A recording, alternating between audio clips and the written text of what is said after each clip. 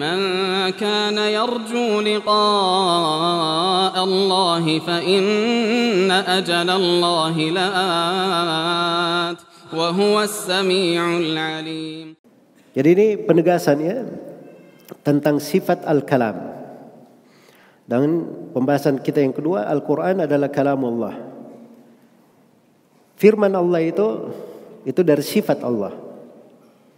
Dari sifat Allah. Dia masuk ke dalam sifat fi'liyah, dzatiyah. Allah berbicara sesuai dengan kehendak dan keinginannya. Dan sifat Allah ini selalu terus-menerus bersamanya. Dia selalu disifatkan berbicara. Tapi dia berbicara sesuai dengan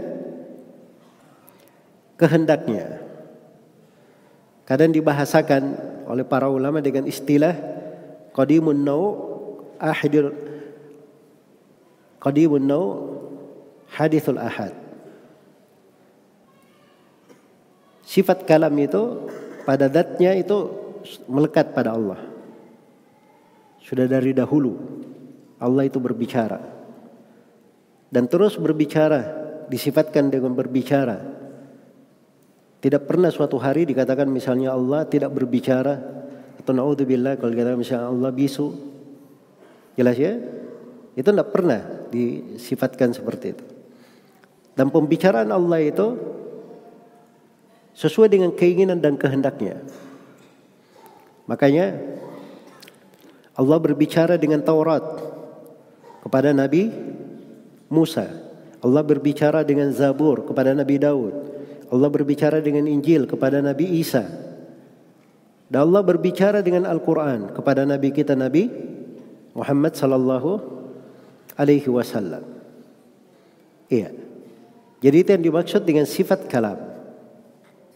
Dan Al-Quran adalah kalamullah karena Al-Quran itu adalah bagian dari firman Allah subhanahu wa ta'ala. Dan ini sudut penekanannya seperti yang saya katakan tadi ditegaskan oleh para ulama sebagai bantahan terhadap kelompok Jahmiyah. Iya. Sebagai bantahan terhadap kelompok Jahmiyah yang mengatakan bahwa Al-Quran adalah makhluk. Inilah ahlul bidah yang tersesat di masa itu. Ya, itu dari ucapan Jaham bin Safwan. Diambil dari Ma'bad al-Juhani. Ma'bad al-Juhani ngambil dari Ghailan ad-Dimashqi. Berasal dari orang-orang Yahudi ucapan itu. Jelas ya? Bukan dari umat Islam. Iya. Dan pengaruh kelompok Jahmiyah ini yang mewarnai banyak dari ucapan ahlul bidah. Mewarnai banyak dari ucapan ahlul bidah. Karena itu ya, mungkin tidak ada satu kelompok ahlul bidah pun yang ada kecuali mereka ini ya mengambil bagian dari kesesatan kelompok Jahmiyah. Karena itu kata Ibnu Al-Qayyim rahimahullahu taala, "Lidza taqassamatit tawaif qawluhu wa tawarathuhu irtha dzis-sahmani." Demikianlah kelompok-kelompok yang menyimpan setelah Jahmiyah itu saling mewarisi pemikiran Jahmiyah ini. Seakan-akan mewarisi barang warisan yang layak dibagi-bagi. Jadi kelompok-kelompok yang datang itu pasti punya terpengaruh dari kelompok Jahmiyah. Dan kita akan terangkan nanti insyaallah di pembahasan akidah Abu Hatim dan Abu Zur Ar-Razi tentang kelompok Jahmiyah pada tempatnya. Atau mungkin di buku ini kita akan jelaskan nanti di ucapan penulis rahimahullah tentang hukum sholat di belakang kelompok Jahmiyah ini. Itu ada pembahasannya ya. Ada penyebutan sifat Jahmiyah. Saya akan terangkan tentang Jahmiyah ini. Ini kelompok Jahmiyah ini salah satu pemikiran menyimpangnya Dia mengatakan bahwa Al-Quran adalah apa? Al-Quran adalah makhluk. Khususnya waktu itu Ahmad bin Abi Duad, Bishr Al-Marisi, dan semisal dengannya. Dan mereka ini itu tidak ada silam pendapat di tengah para ulama bahwa ucapan mereka itu kekafiran. Dan kelompok Jahmiyah dikafirkan oleh lebih dari 500 ulama. Kata Ibnul Qayyim rahimahullahu ta'ala menyimpulkan kejadian yang terjadi dan kesepakatan ulama. Kata beliau, laqad taqallada kufrahum 50 fi ashri minal ulama'i fil buldani wallalaka'iyul imamu haka'an humu bal qad haka qablahu at-Tabarani. Telah sepakat di dalam mengafirkan kelompok Jahmiyah 50 kali 10 dari ulama di berbagai negeri. 50 kali 10 itu berapa? 500. Ada 500 ulama dari berbagai negeri. Ya, itu dinukil oleh Imam Al-Lalakai. Al-Lalakai menukilnya di bukunya Syarah Ushul I'tiqad Ahli Sunnah wal Jamaah. Pembahasan panjang. Beliau bawakan banyak dari ucapan ulama itu. Ada yang dengan sanad bersambung ke imamnya, langsung ke ucapannya. Ada yang dia sebutkan nama-namanya saya.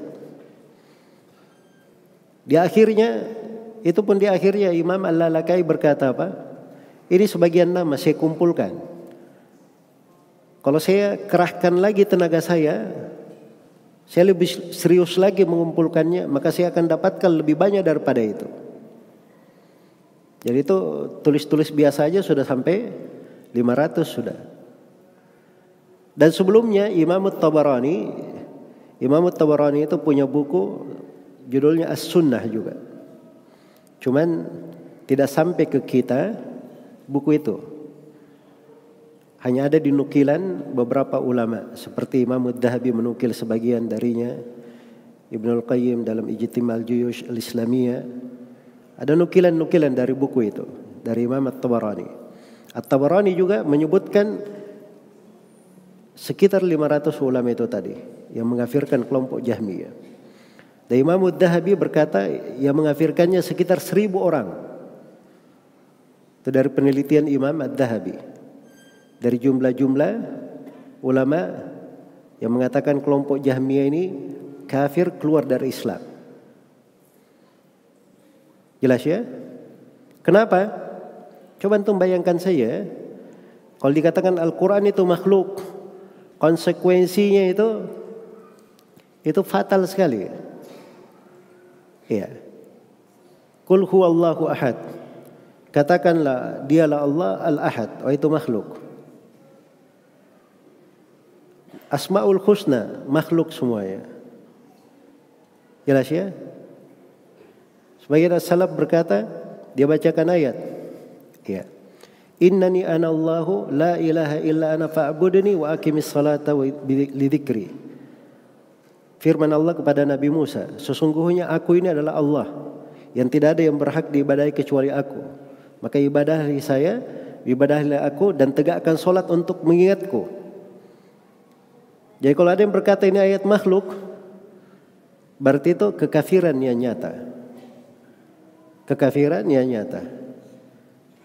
Terus kalau ada yang membaca Al-Quran, ya terlafatkan, maka ini si A membaca Al-Quran keluar darinya makhluk. Sana membaca lagi keluar darinya makhluk. Sana keluar lagi darinya makhluk. Itu apa jadinya? Konsekuensinya itu semuanya membawa kepada kekafiran. Jelas ya? Apalagi mana-mana dari dalil-dalil syar'i yang diselisih itu sangat banyak. Karena itu bagi orang yang paham Al-Quran, dia sangat mengerti bahwa Al-Quran itu kalamullah, bukan makhluk. Makanya Imam Ahmad itu rahimahullahu ta'ala ketika didebat di depan khalifah, Imam Ahmad hanya berkata, beri saya satu dalil saya. Satu dalil saya. Saya cuma ingin satu dalil saya yang menunjukkan bahwa Al-Quran makhluk. Maka kelompok Jahmiyah ini tidak bisa memberi dalil apapun. Setiap kali dia baca ayat yang menurut mereka dalil tanda kutip, oleh Imam Ahmad dibantah, itu bukan pendalilan. Iya. Dan Imam Ahmad menghujat mereka dengan hujah yang kuat. Di antaranya Allah berfirman, kata Imam Ahmad, di antaranya Allah berfirman, "Ala lahul khalqu wal amru." Ketahuilah bahwa milik Allah penciptaan dan makhluk dan perintah. Milik Allah al-khalq, makhluk, penciptaan, wal amru, dan perintah. Pakai waw. Ini menunjukkan makhluk itu bukan perintah. Al-Quran itu dari perintah Allah. Ata amrullah, telah datang perintah Allah. Datangnya dari situ, berarti dia bukan makhluk. Karena waw, bahasa Arab itu paham. Waw itu artinya mughayarah. Kalau dikatakan datang si Muhammad dan Zaid. Kalau ada yang berkata datang si Muhammad dan Zaid, saya mau tanya, Muhammad dan Zaid sama atau beda? Asalnya beda. Dan itu menunjukkan beda antara yang pertama dan kedua. Makanya ketika di ayat dikatakan, ketahuilah bahwa milik Allah penciptaan dan milik Allah perintah, berarti makhluk lain, perintah lain. Al-Quran itu dari perintah Allah. Sama Imam Ahmad juga mendebat mereka dengan firman Allah Subhanahu wa taala, Ar-Rahman 'allama al-Quran, khalaqal insan. Al-Quran disebutkan dari ilmu Allah, dari pengajaran Allah. Sedangkan manusia disebut dari makhluknya. Dibedakan antara makhluk dan ilmu Allah Subhanahu wa ta'ala. Dikata sama akan disamakan penyebutannya. Iya. Itu hujjah-hujjah Imam Ahmad itu kuat sekali. Rahimahullahu ta'ala. Sampai akhirnya di masa tiga khalifah ya. 3 khalifah tapi tidak dapat hidayah. Khalifah yang terakhir itu Imam Ahmad berdoa jangan sampai bertemu dengan khalifah tersebut. Iya. Dan doa beliau dikabulkan. Beliau tiba di penjara sang khalifah dalam keadaan khalifahnya sudah meninggal sebelumnya. Ganti al-Mutawakkil, didatangkanlah Imam Ahmad dalam keadaan dirantai. Didebatlah oleh Ibnu Abi Duat. Maka Imam Ahmad memberi pertanyaan sederhana. Ini sekarang yang kalian mengajak kepadanya, bid'ah kalian ini. Al-Quran itu makhluk. Itu diketahui oleh Nabi atau tidak? Dia tidak akan berani berkata Nabi tidak mengetahuinya. Maka dia katakan diketahui oleh Nabi. Kan begitu? Imam Ahmad tanya lagi, baik diketahui oleh Nabi sallallahu alaihi wasallam. Nabi itu mengajarkan hal itu atau tidak? Kok bisa kalian? Tentunya mereka akan bilang tidak diajarkan oleh Nabi sallallahu alaihi wasallam. Sekarang Nabi tidak mengajarkannya, terus tiba-tiba kalian mengajarkannya. Ingin lebih hebat daripada Nabi sallallahu alaihi wasallam? Jadi dengan itu masuk di akalnya khalifah. Semenjak itulah Ibnu Abi Daud ini dijauhkan dan Imam Ahmad dimuliakan. Iya. Bahkan Ibnu Abi Daud ini ketika meninggal, itu anak-anak kecil itu meneriakinya, jenazahnya lewat begitu diteriaki oleh anak-anak kecil, wahai Munkar dan Nakir, siksa keras orang ini. Ya. Jelasnya, ketika dia meninggal tidak ada yang mengantar jenazahnya dari ahli sunnah kecuali 1 orang. Ya. Begitu pulang orang ini ditegur oleh ahli sunnah lain. Kenapa kamu? Katanya saya ini pergi beribadah besar di sana. Saya doakan ya Allah ini orang mengingkari siksaan kubur. Siksalah dia dengan siksaan yang paling pedih. Ya Allah ini orang mengingkari berjumpa denganmu pada hari kiamat. Haramkan dia melihat wajahmu. Ya Allah dia, wah itu ibadah saya paling besar nih. Saya doakan orang ini. Katanya. Jelas ya?